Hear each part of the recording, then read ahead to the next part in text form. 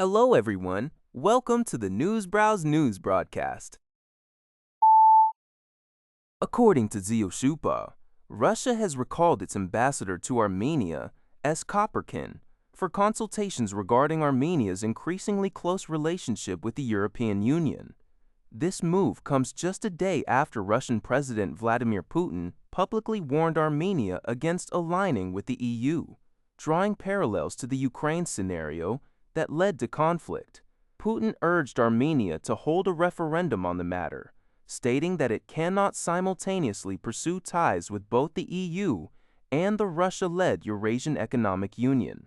The Kremlin is reportedly furious about Yerevan's warming relations with the EU, while Armenia, in turn, is displeased with Moscow's perceived failure to protect it during its long-standing territorial disputes with Azerbaijan. The South Caucasus region, where Armenia and Azerbaijan are located, is traditionally considered part of Russia's sphere of influence. However, last year, the two sibling nations signed a peace agreement brokered by former U.S. President Donald Trump, further complicating regional dynamics. Armenian Prime Minister Nikol Pashinyan has consistently sought to maintain close ties with both Russia and the West.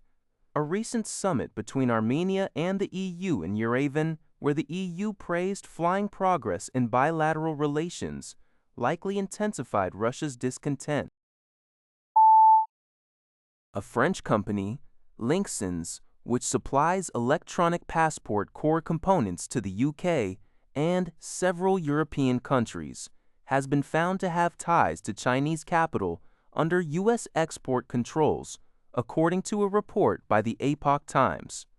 Linxens produces electronic inlays embedded in passports, integrating RFID chips for storing personal and biometric data.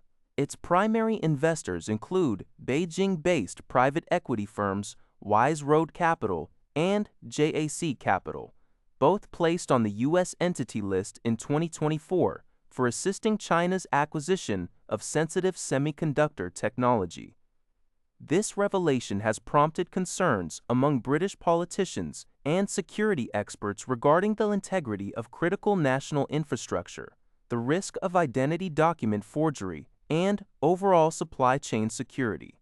While the UK Home Office stated there is no evidence of a current security threat, and that core encryption and personalization occur within the UK, experts like former NCSC Director Chiran Martin warn of potential forgery risks.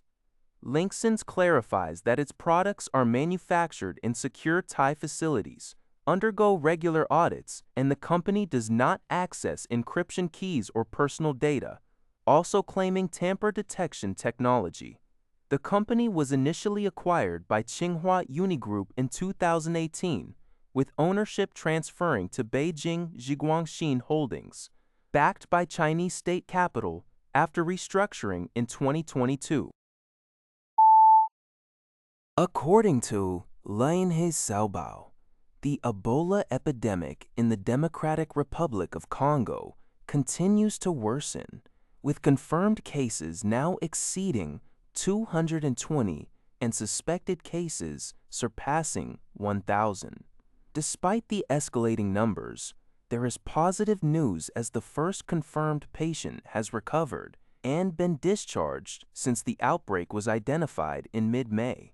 DRC Health Minister Kamba reported 225 confirmed and 1,028 suspected cases. Neighboring Uganda has also seen 2 new confirmed cases, bringing its total to 9, including 1 death. The Africa CDC noted over 10,077 suspected cases and 246 deaths. The World Health Organization warns that the actual spread could be much larger. Mexico has imposed travel restrictions on visitors from affected African countries, including DRC, Uganda, and South Sudan, ahead of the World Cup. While acknowledging resource challenges, Minister Kamba insists the situation is not out of control.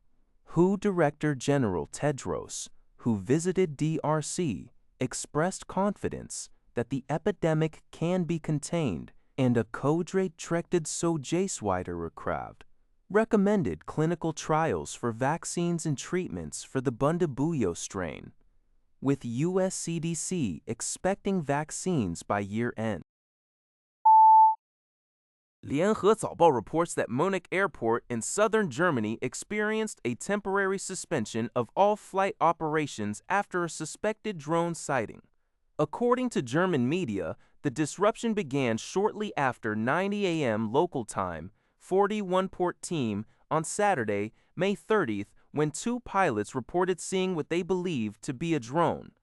Following these reports, security authorities coordinated with German air traffic control to close the runways.